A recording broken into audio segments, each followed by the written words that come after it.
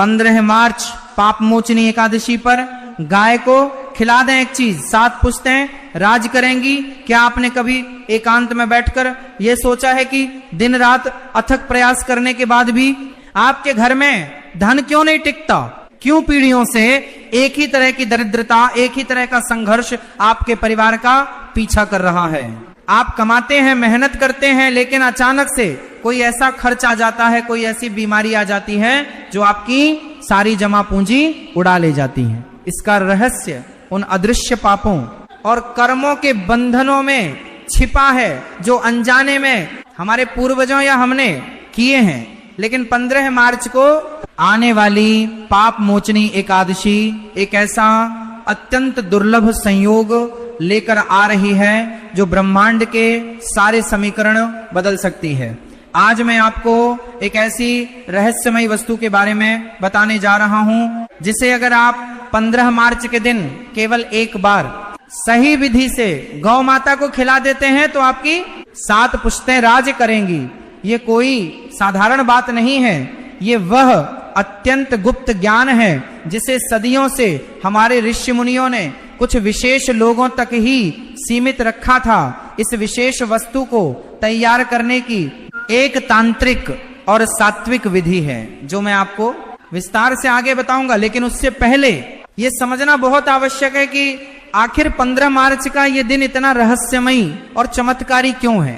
पाप मोचनी एकादशी का अर्थ ही है हर प्रकार के पापों और श्रापों से हमेशा के लिए मुक्त करने वाली ऊर्जा। जब ब्रह्मांड में ग्रह नक्षत्रों की चाल बदलती है और चैत्र मास के कृष्ण पक्ष की यह विशेष एकादशी आती है तो अंतरिक्ष में एक अद्भुत खगोलीय घटना घटती है। इस एक दिन भगवान विष्णु और माता लक्ष्मी की जागृत ऊर्जा पृथ्वी पर सबसे अधिक सक्रिय होती है। जो लोग भयानक कर्जे में डूबे हैं, जिनके काम हमेशा ऐन मौके पर आकर बिगड़ जाते हैं, जिन्हें ऐसा महसूस होता है कि किसी ने उनके भाग्य को बांध दिया है या उन पर कोई अदृश्य नकारात्मक साया है, उनके लिए यह दिन एक वरदान से कम नहीं है। लेकिन विडंबना यह है कि ज्यादातर लोग इस दिन एक बहुत बड़ी गलती करते हैं। वे उपवास तो रखते हैं, पूजा भी करते हैं, पर उस एक परम रहस्य को नहीं जानते जो सीधे गौ माता और ब्रह्मांड की सर्वोच्च शक्ति से जुड़ा है। वे जानकारी के अभाव में इस सुनहरे अवसर को अपने हाथों से फिसलने देते हैं। सनातन धर्म के गहरे विज्ञान में गौ माता को केवल एक पशु नहीं माना गया है, वह साक्षात 33 करोड़ देवी देवताओं का एक चलता फिरता ब्रह्मांड है। उनके शरीर के हर एक रोम में देवताओं का वास होता है। उनके सींगों के मूल में ब्रह्मा और विष्णु का वास है। उनके मस्तक पर साक्षात महादेव विराजमान हैं और उनकी आंखों में सूर्य और चंद्र देवता का निवास है। जब आप पाप मोचनी एकादशी के दिन गौ माता को कोई विशेष चीज अर्पित करते हैं तो वो सीधा परब्रह्म तक पहुंचता है। आपके द्वारा खिलाया गया एक छोटा सा निवाला आपके भाग्य के उन तमाम बंद दरवाजों को खोल सकता है जिन पर सालों से ताले पड़े हैं। गौ माता की आंखों में एक दिव्य चुंबकीय शक्ति होती है जो आपके भीतर के हर दुख, हर पीड़ा और हर नकारात्मक ऊर्जा को अपनी ओर खींच लेती है। जब वह आपके हाथ से उस विशेष चीज को ग्रहण करती हैं तो उनके मुख से निकली सकारात्मक तरंगें आपके पूरे आभामंडल को, आपके घर की पूरी ऊर्जा को शुद्ध कर देती हैं। वो विशेष चीज आखिर क्या है, ये जानने की उत्सुकता अब आपके मन में बहुत तेजी से बढ़ रही होगी। लेकिन जरा ठहरिए, अगर आपने उस वस्तु को गलत समय पर या बिना सही विधि जाने गलत तरीके से खिला दिया तो उसका कोई भी लाभ आपको नहीं मिलेगा।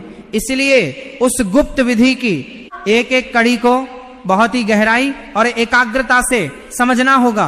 हमारे प्राचीन पुराणों में एक बहुत ही रहस्यमयी कथा आती है जो इस दिन की ताकत को प्रमाणित करती है। बहुत समय पहले की बात है, प्राचीन काल में मेधावी नाम के एक अत्यंत तेजस्वी ऋषि हुआ करते थे। वह भगवान शिव के परम भक्त थे और एक घने जंगल में घोर तपस्या में लीन रहते थे। उनकी तपस्या की अग्नि इतनी तेज थी कि स्वर्ग का राजा इंद्र भी बुरी तरह घबरा गया। इंद्र को लगा कि कहीं ये झस्सी स्वर्ग के सिंहासन पर कब्जा न कर लें। इसलिए इंद्र ने उनकी तपस्या भंग करने के लिए स्वर्ग की सबसे सुंदर अप्सरा मंजू घोषा को धरती पर भेजा।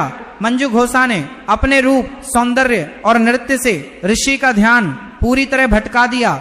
ऋषि अपनी तपस्या भूलकर उस अप्सरा के मोह में पड़ गई। जब बहुत समय बीत जाने के बाद ऋषि को अपनी इस भयानक गलती का एहसास हुआ तो उनके भीतर भयंकर क्रोध की ज्वाला भड़क उठी। उन्होंने उसी क्षण मंजू घोषा को पिशाचनी बनने का भयानक शाप दे दिया। अप्सरा फूट फूट कर रोने लगी और ऋषि के चरणों में गिरकर क्षमा मांगने लगी। तब मेधावी ऋषि के पिता च्यवनलिस्य ने उस अप्सरा को पाप मोचनी एकादशी का व्रत करने और गौ सेवा करने का एकमात्र मार्ग बताया। जब उस अप्सरा ने इस एकादशी के दिन गौ माता को वह रहस्यमयी वस्तु खिलाई तो ब्रह्मांड का चमत्कार देखिए। उसे न केवल उस भयानक पिशाच योनि से मुक्ति मिली बल्कि उसे पहले से भी अधिक दिव्य और सुंदर रूप प्राप्त हुआ। जरा सोचिए, जब एक अप्सरा का पूरा जीवन और उसका भाग्य इस एक अचूक उपाय से पूरी तरह बदल सकता है तो आपके जीवन की कितनी भी बड़ी से बड़ी परेशानी क्यों ना हो वह इस दिन जड़ से खत्म हो सकती है। कई बार हम अकेले में सोचते हैं कि हम तो कभी किसी का बुरा नहीं करते, किसी को धोखा नहीं देते, फिर हमेशा हमारे साथ ही बुरा क्यों होता है? इसका उत्तर हमारे कर्मों के उस रहस्यमयी चक्र में छिपा है जो कई जन्मों जन्मों से हमारी आत्मा के साथ जुड़ा है। दिनचर्या में अनजाने में हम चींटियों को कुचल देते हैं, अपने कटु शब्दों से किसी बेगुनाह का दिल दुखा देते हैं या प्रकृति को नुकसान पहुंचाते हैं। ये छोटे छोटे लगने वाले पाप समय के साथ इकट्ठे होकर एक बड़े पहाड़ का रूप ले लेते हैं और हमारी तरक्की के रास्ते में एक मजबूत दीवार बनकर खड़े हो जाते हैं। घर में अचानक गंभीर बीमारियां आने लगती हैं, मेहनत से कमाया गया पैसा पानी की तरह व्यर्थ बहने लगता है और परिवार के सदस्यों के बीच बिना बात के क्लेश बहुत बढ़ जाता है। 15 मार्च का दिन इन सभी अदृश्य और मजबूत दीवारों को एक ही झटके में तोड़ने का महादिन है। इस दिन ब्रह्मांड की दिव्य ऊर्जा आपको एक खुला अवसर दे रही है कि आप अपने और अपने पूर्वजों के उन सभी पापों का पूरी तरह प्रायश्चित कर सकें और एक नए जीवन की शुरुआत कर सकें। अब जरा ध्यान से सुनिए और एक एक शब्द को अपने मन में बैठा लीजिए। वह अमोघ उपाय क्या है और उसे कैसे संपन्न करना है? अक्सर लोग गौ माता को सूखी रोटी या हरा चारा तो रोज ही खिलाते हैं, जो कि एक बहुत अच्छी और पुण्य की बात है। लेकिन 15 मार्च के दिन आपको एक बहुत ही विशेष मिश्रण तैयार करना है। ये कोई आम भोजन बिल्कुल नहीं है, ये एक तांत्रिक और सात्विक ऊर्जा का एक महासंगम है जो ग्रहों की चाल को आपके पक्ष में कर देगा। इस उपाय को करने के लिए सबसे पहले आपको सुबह जल्दी उठकर स्नान करना है और साफ वस्त्र धारण करने हैं। इसके बाद आपको अपने घर की रसोई को पूरी तरह साफ करना है, क्योंकि ये पवित्र वस्तु एक शुद्ध वातावरण में ही बननी चाहिए। अब आपको एक तांबे के लोटे में शुद्ध जल लेना है। उस जल में आपको थोड़ा सा गंगा जल और कुछ दाने काले तिल के डालने हैं। काले तिल के बारे में शास्त्रों में कहा गया है कि ये भगवान विष्णु के पसीने से उत्पन्न हुए हैं और इनमें किसी भी प्रकार की नकारात्मक ऊर्जा, नजर दोष या काले जादू को सोखने की अद्भुत क्षमता होती है। इसके बाद आपको एक बर्तन में थोड़ा सा गेहूं का आटा लेना है, लेकिन ध्यान रहे ये आटा नल के साधारण पानी से बिल्कुल नहीं गूंथा जाएगा। इस आटे को गूंथने के लिए आपको उसी जल का उपयोग करना है जिसमें आपने गंगा जल और काले तिल मिलाए हैं। इस आटे को गूंथते समय आपको उसमें थोड़ी सी पिसी हुई शुद्ध हल्दी मिलानी है। हल्दी साक्षात माता लक्ष्मी का प्रतीक मानी जाती है और ये आपके कुंडली के गुरु ग्रह को अत्यधिक मजबूत करती है। ज्योतिष शास्त्र में गुरु ग्रह ही धन, संपदा, विवाह और संतान का मुख्य कारक होता है। जब आप अपने हाथों से हल्दी मिला हुआ ये चमत्कारी आटा गूंथेंगे तो आपके हाथों की जीवन ऊर्जा उस आटे के कण कण में प्रवेश करेगी। आटा गूंथते समय आपको मन ही मन ओम नमो भगवते वासुदेवाय मंत्र का लगातार जाप करते रहना है। ये शक्तिशाली मंत्र उस निर्जीव आटे में प्राण फूंक देगा और उसे एक जागृत यंत्र में बदल देगा। अब उस आटे की एक बड़ी सी लोई बना लें। उस लोई के अंदर आपको थोड़ा सा शुद्ध गुड़ रखना है। गुड़ सूर्य और मंगल ग्रह का प्रतिनिधित्व करता है, जो आपके जीवन में अपार साहस, तेज और हर कार्य में 100% सफलता लाता है। लेकिन रुकिए, ये महा उपाय अभी पूरा नहीं हुआ है। असल चमत्कार और इस पूरी प्रक्रिया की जान तो उसे खास चीज में छिपी है, जो अब आपको इस लोई के अंदर बहुत ही गुप्त तरीके से छुपानी है। वह अत्यंत रहस्यमय वस्तु है। एक चुटकी भुने हुए काले चने और एक हरी साबुत इलायची। जी हाँ, आपने बिल्कुल सही सुना। भुने हुए काले चने शनिदेव और राहु केतु के हर प्रकार के अशुभ और भयानक प्रभावों को उसी समय जड़ से खत्म कर देते हैं। और हरी इलायची साक्षात धन के देवता कुबेर की तिजोरी की चाबी मानी जाती है।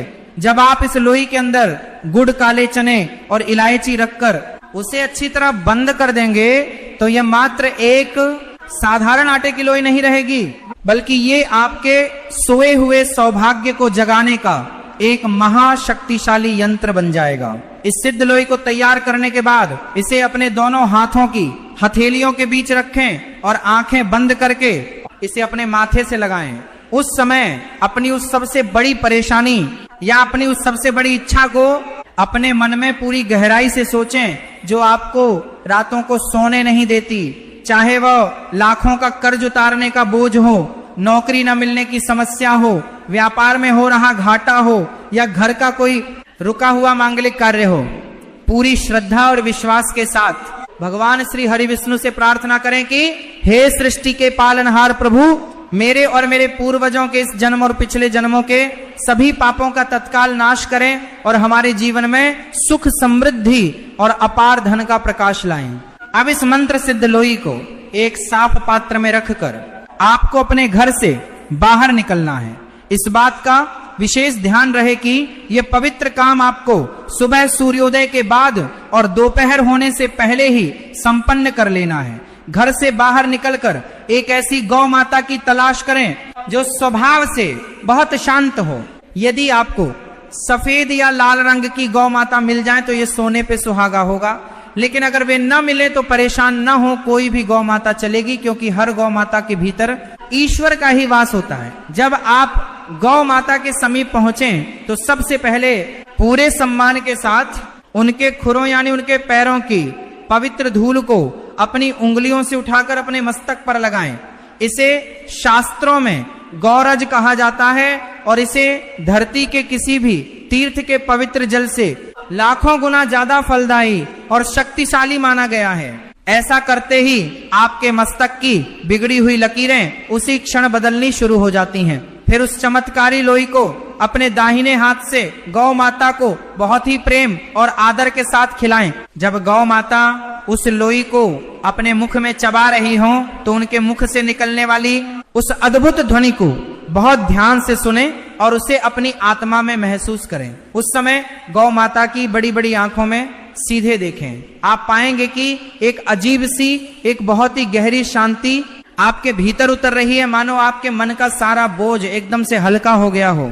अगर गौ माता वह लोई खाने के तुरंत बाद अपनी जीभ से आपके हाथ को प्यार से चाट लें या अपनी पूंछ को हिलाकर आपको स्पर्श करें तो समझ लीजिए कि आपका काम 100% हो गया। ब्रह्मांड ने आपकी सच्ची प्रार्थना को पूरी तरह स्वीकार कर लिया है और अब आपके जीवन से दरिद्रता और दुर्भाग्य का हमेशा हमेशा के लिए अंत होने वाला है। ये कोई अंधविश्वास या सुनी सुनाई बात बिल्कुल नहीं है। ये विशुद्ध ऊर्जा और तरंगों का विज्ञान है। ये ध्वनि, पवित्र भाव और पूर्ण समर्पण का एक ऐसा विज्ञान है जो कभी फेल नहीं होता।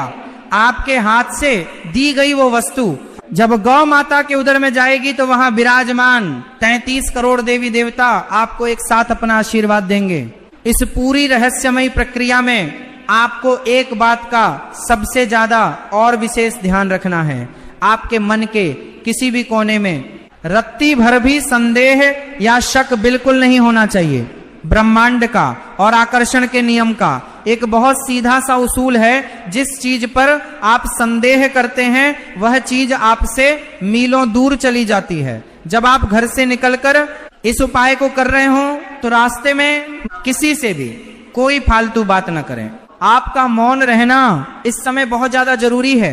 मौन रहने से आपके भीतर की मानसिक ऊर्जा एक जगह केंद्रित होती है और बाहर नहीं फैलती। कई बार लोग ऐसे उपाय तो पूरे नियम से करते हैं, लेकिन उनका ध्यान दुनिया भर की व्यर्थ बातों में लगा रहता है। ऐसे में उपाय का प्रभाव शून्य के बराबर हो जाता है।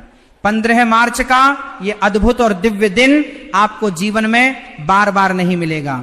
ग्रहों की ऐसी शुभ स्थिति और ऐसा शक्तिशाली योग वर्षों बाद बनता है जब पाप मोचनी एकादशी शुक्रवार के दिन या ऐसे दुर्लभ नक्षत्रों में पड़ती है।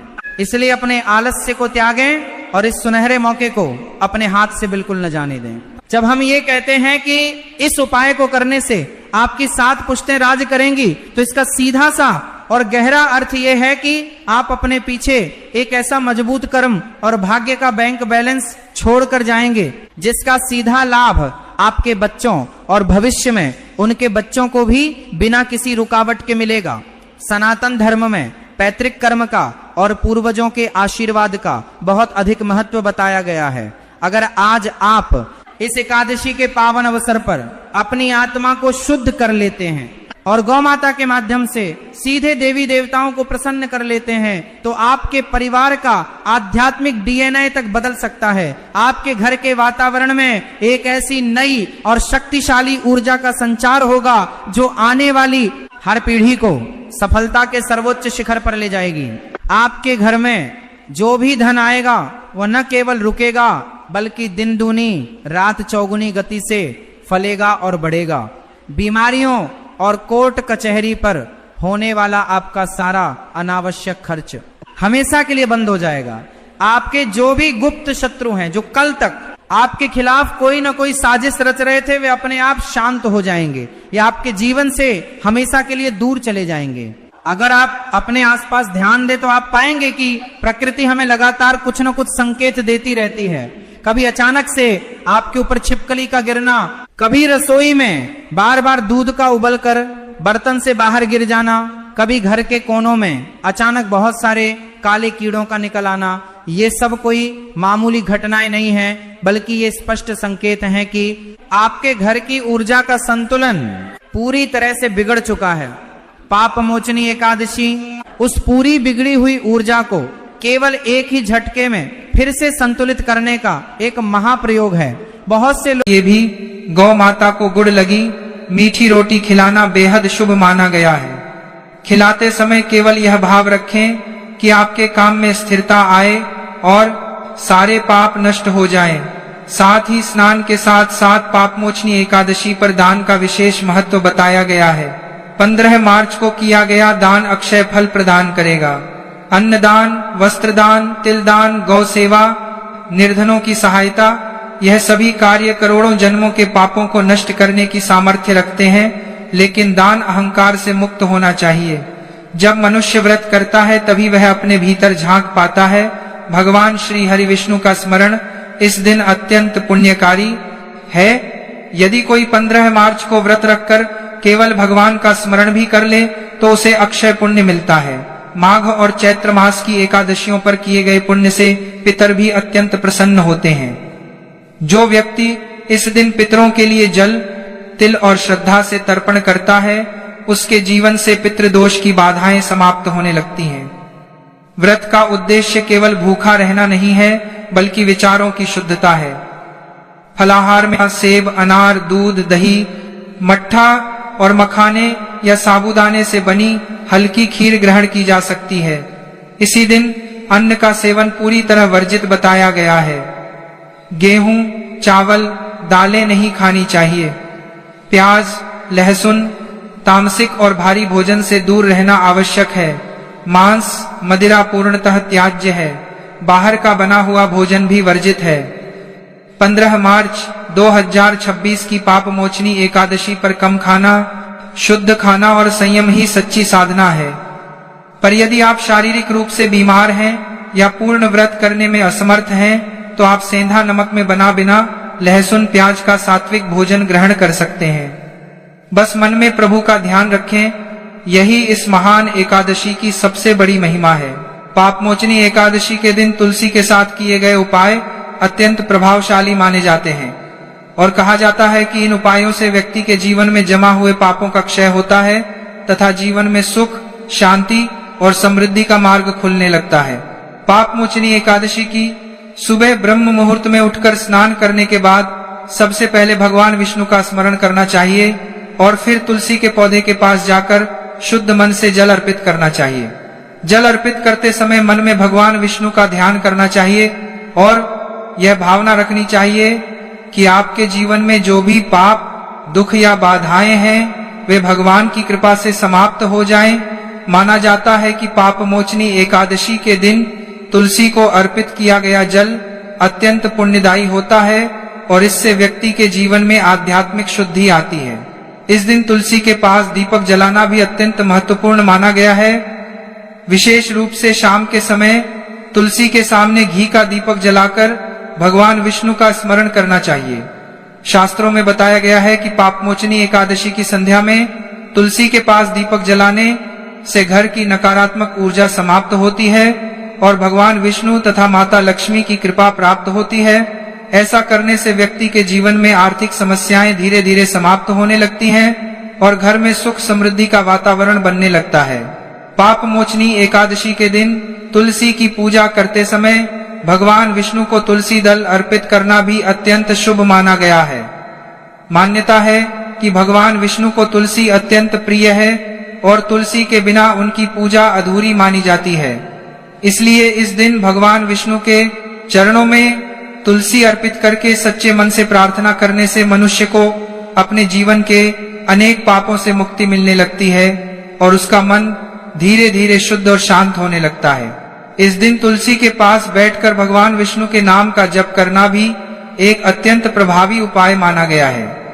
तुलसी के पास बैठकर भगवान का स्मरण करने से मन की चंचलता कम होती है और व्यक्ति के भीतर आध्यात्मिक ऊर्जा का संचार होता है। ऐसा कहा जाता है कि पापमोचनी एकादशी के दिन तुलसी के समीप बैठकर भगवान विष्णु का नाम लेने से व्यक्ति के जीवन में किए गए अज्ञानतावश पाप भी धीरे धीरे समाप्त होने लगते हैं और जीवन में शुभ फल मिलने लगते हैं। यदि किसी व्यक्ति के जीवन में लगातार बाधाएं आ रही हों, कार्यों में सफलता नहीं मिल रही हो या मानसिक अशांति बनी रहती हो, तो पापमोचनी एकादशी के दिन तुलसी की परिक्रमा करना अत्यंत शुभ माना गया है। श्रद्धा और विश्वास के साथ तुलसी की परिक्रमा करते हुए भगवान विष्णु का स्मरण करना चाहिए और अपने जीवन की समस्याओं के समाधान के लिए प्रार्थना करनी चाहिए। कहा जाता है कि इस दिन तुलसी की परिक्रमा करने से व्यक्ति के जीवन के अनेक कष्ट धीरे धीरे समाप्त होने लगते हैं और उसके जीवन में सकारात्मक ऊर्जा का प्रवाह बढ़ने लगता है। पापमोचनी एकादशी के दिन तुलसी के पास बैठकर कुछ समय तक भगवान विष्णु का ध्यान करना भी बहुत लाभकारी माना गया है। तुलसी के आसपास का वातावरण अत्यंत पवित्र और शुद्ध होता है, इसलिए वहां बैठकर भगवान का ध्यान करने से मन को शांति मिलती है और व्यक्ति के भीतर सकारात्मक विचार उत्पन्न होने लगते हैं। ऐसा करने से मानसिक तनाव, चिंता और भय धीरे धीरे कम होने लगते हैं और व्यक्ति के जीवन में स्थिरता आने लगती है। धार्मिक मान्यता के अनुसार पापमोचनी एकादशी के दिन तुलसी के पास प्रार्थना करने से भगवान विष्णु विशेष रूप से प्रसन्न होते हैं। यदि कोई व्यक्ति सच्चे मन से तुलसी के सामने खड़े होकर भगवान विष्णु से अपने पापों की क्षमा मांगता है और जीवन में अच्छे कर्म करने का संकल्प लेता है, तो उसे आध्यात्मिक शुद्धि प्राप्त होती है और उसका जीवन धीरे धीरे बेहतर दिशा में आगे बढ़ने लगता है। घर में सुख, शांति और समृद्धि बनाए रखने के लिए भी पापमोचनी एकादशी के दिन तुलसी की सेवा करना अत्यंत शुभ माना गया है। तुलसी के पौधे के आसपास साफ सफाई रखना, उसे जल अर्पित करना और श्रद्धा से प्रणाम करना घर के वातावरण को सकारात्मक बनाता है। शास्त्रों के अनुसार जहां तुलसी की सेवा होती है वहां देवी देवताओं का वास माना जाता है और उस घर में नकारात्मक शक्तियों का प्रभाव नहीं रहता। इस दिन तुलसी के पास बैठकर भगवान विष्णु के नाम का स्मरण करना और जीवन में किए गए गलत कार्यों के लिए क्षमा मांगना भी अत्यंत पुण्यदायी माना गया है। ऐसा करने से व्यक्ति के भीतर आत्मिक शुद्धि का अनुभव होता है और वह अपने जीवन को सही दिशा में आगे बढ़ाने के लिए प्रेरित होता है। पापमोचनी एकादशी का वास्तविक उद्देश्य भी यही बताया गया है कि मनुष्य अपने जीवन में किए गए पापों को समझे, उनसे मुक्ति की प्रार्थना करे और आगे से अच्छे कर्म करने का संकल्प ले। इस प्रकार पापमोचनी एकादशी के दिन तुलसी से जुड़े ये उपाय केवल धार्मिक परंपरा नहीं बल्कि आध्यात्मिक साधना का एक सरल मार्ग माने गए हैं। श्रद्धा और विश्वास के साथ तुलसी की पूजा, भगवान विष्णु का स्मरण और सकारात्मक संकल्प लेने से व्यक्ति के जीवन में धीरे धीरे परिवर्तन आने लगता है। शास्त्रों में कहा गया है कि जो व्यक्ति पापमोचनी एकादशी के दिन तुलसी के साथ भगवान विष्णु की भक्ति करता है, उसे पापों से मुक्ति, मन की शांति और जीवन में सुख समृद्धि की प्राप्ति होने लगती है। भक्तों, एक बार भगवान कृष्ण कहते हैं कि हे युधिष्ठिर, यह एकादशी साधारण नहीं है, यह पापों से तारने वाली है, इसीलिए इसे पापमोचनी एकादशी कहा गया है। इस एकादशी के विषय में जब राजा मानधाता ने लोमशस्य से प्रश्न किया था, तब शस्य ने इसका विस्तार से वर्णन किया था। संक्षेप में मैं वही वृतांत तुम्हें सुना रहा हूं और साथ ही इसकी विधि भी बताता हूं, जिससे तुम समझ सको कि इस एकादशी का महत्व कितना महान है और इसे किस प्रकार करना चाहिए। यह एकादशी ऐसी है जिसमें मनुष्य केवल आध्यात्मिक लाभ ही नहीं पाता बल्कि अपने जीवन के हर प्रकार के दोषों पर विजय प्राप्त करता है। प्राचीन काल की बात है, चैत्ररथ नामक एक अत्यंत सुंदर और मनमोहक वन था। उस वन में च्यवनश्य के पुत्र महान तपस्वी मेधावी शिव भगवान शिव की कठोर तपस्या में लीन थे। उसी वन में देवराज इंद्र गंधर्व कन्याओं और अप्सराओं के साथ विचरण करते थे। मेधावी शिव की तपस्या और तेज को देखकर देवराज इंद्र और कामदेव को चिंता हुई। कामदेव ने शिव की तपस्या भंग करने के उद्देश्य से मंजू घोषा नामक एक अत्यंत रूपवती अप्सरा को भेजा। मंजू घोषा ने अपने मोहक नृत्य, मधुर गायन और अप्रतिम सौंदर्य से मेधावी मुनि का ध्यान आकर्षित किया और अंततः उनकी तपस्या भंग कर दी। तपस्या भंग होने के पश्चात मुनि मेधावी मंजू घोषा पर इतने मोहित हो गए कि वे अनेक वर्षों तक उसके साथ सांसारिक सुखों में लिप्त रहे। समय बीतने पर जब मंजू घोषा ने स्वर्ग वापस जाने के लिए तशी से अनुमति मांगी, तब अचानक मेधावी तशी को आत्मज्ञान हुआ। उन्हें यह बोध हुआ कि इस अप्सरा ने उनकी वर्षों की कठोर तपस्या को नष्ट कर दिया है। अपने पतन और तपस्या के नाश का स्मरण होते ही तशी भयंकर क्रोध से भर गए और उन्होंने उसी क्षण मंजू घोषा को श्राप दे दिया कि वह एक क्रूप पिशाचिनी बन जाए। पिशाचिनी होने का दारुण श्राप सुनकर मंजू घोषा भयभीत होकर कांपने लगी और रोते हुए दस्य के चरणों में गिर पड़ी। उसने गिड़गिड़ाते हुए अपनी भूल की क्षमा मांगी और श्राप से मुक्ति का कोई उपाय बताने की प्रार्थना की। उसके बार बार करुण विलाप करने और विनती करने पर शिका हृदय थोड़ा द्रवित हुआ। उन्होंने कहा कि हे मंजू घोषा, फाल्गुन के बाद चैत्र मास का कृष्ण पक्ष आएगा। उस चैत्र कृष्ण पक्ष की एकादशी को पापमोचनी एकादशी कहा जाता है। यदि तुम पूर्ण श्रद्धा और विधि विधान के साथ इस पापमोचनी एकादश का व्रत करोगी तो तुम्हारे सभी पाप भस्म हो जाएंगे और तुम इस पिशाच योनि से मुक्त होकर पुनः अपना दिव्य अप्सरा रूप प्राप्त कर लोगी। अप्सरा को यह मुक्ति का मार्ग बताकर मेधावी प्रशी भारी मन से अपने पिता महर्षि च्यवन के पास पहुंचे। जब पिता च्यवन ने अपने पुत्र की यह कथा और श्राप देने की बात सुनी तो वे अत्यंत दुखी हुए। उन्होंने कहा कि हे पुत्र, तुमने क्रोध के वशीभूत होकर उस अप्सरा को श्राप देकर अत्यंत अनुचित कार्य किया है। क्रोध भी एक महान पाप है और इस कृत्य से तुमने भी अपने पुण्यों का क्षय कर लिया है और पाप के भाग्य बन गए हो। इसलिए अब इस पाप से मुक्त होने के लिए तुम्हें भी उसी पापमोचनी एकादशी का व्रत करना होगा। पिता की आज्ञा मानकर मेधावी तशी ने भी चैत्र कृष्ण एकादशी का विधि पूर्वक व्रत किया। इस प्रकार पापमोचनी एकादशी के महान प्रभाव से जहां मंजू घोषा पिशाच योनि से मुक्त होकर वापस स्वर्गलोक चली गई, वहीं मेधावी तशी भी अपने पापों से मुक्त होकर पुनः अपने तपस्वी तेज को प्राप्त कर सके।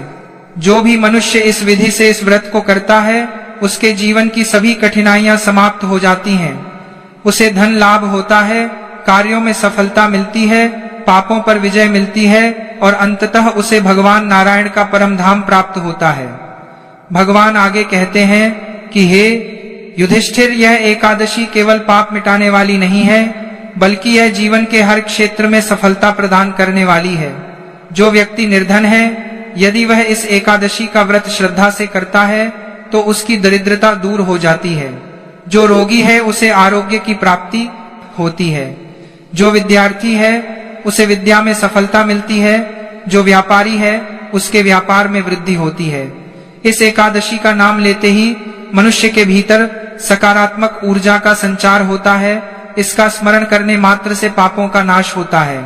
जो व्यक्ति इस एकादशी की कथा सुनता है वह भी महान पुण्य का भागी बनता है। मुनि ने आगे कहा कि इस एकादशी की विशेषता यह है कि इसकी स्थापना दशमी तिथि को ही की जाती है। दशमी के दिन प्रातः काल स्नान करके स्वच्छ वस्त्र धारण करें। इसके बाद एक चौकी पर लाल या पीला वस्त्र बिछाएं। उस पर थोड़ा सा गेहूं या चावल रखें और उसके ऊपर एक कलश स्थापित करें। कलश मिट्टी, तांबा, चांदी या सोने का हो सकता है, लेकिन लोहे या स्टील का नहीं होना चाहिए। कलश में शुद्ध जल भरें और उसमें आम या अशोक के 5 पत्ते लगाएं। उसके ऊपर ढक्कन रखें और ढक्कन पर अक्षत रखें। अक्षत के ऊपर भगवान नारायण की प्रतिमा या चित्र स्थापित करें। यदि प्रतिमा उपलब्ध ना हो तो चित्र भी स्वीकार्य है। इसके बाद दशमी के दिन ही संकल्प लें कि मैं कल पापमोचनी एकादशी का व्रत करूंगा और भगवान नारायण की कृपा से अपने पापों से मुक्ति प्राप्त करूंगा। उस दिन से ही ब्रह्मचर्य का पालन करें, सात्विक भोजन करें और प्याज, लहसुन, मांस, मदिरा, मसूर की दाल, चना और कांसे के बर्तन का त्याग करें। एकादशी के दिन ब्रह्म मुहूर्त में उठकर स्नान करें, स्वच्छ वस्त्र पहने और उस स्थान पर बैठे जहां कलश स्थापित है। पूजा की सामग्री जैसे रोली, चंदन, पुष्प, धूप, दीप, नैवेद्य, फल, मिठाई, पान, सुपारी, लौंग, इलायची, नारियल आदि एकत्र करें। यदि के लिए पाप मोचनी एकादशी का ही आश्रय लेना होगा। पिता की आज्ञा मानकर मेधावी ऋषि और उधर मंजू घोषा दोनों ने पूर्ण श्रद्धा के साथ इसी महापुण्यदायी पापमोचनी एकादशी का व्रत किया। इस व्रत के प्रताप से मंजू घोषा पिशाच योनि से मुक्त होकर पुनः स्वर्ग लोक को प्राप्त हुई और मेधावी ऋषि के भी सारे पाप भस्म हो गए और उन्हें अपना खोया हुआ तेज और तपोबल पुनः प्राप्त हो गया।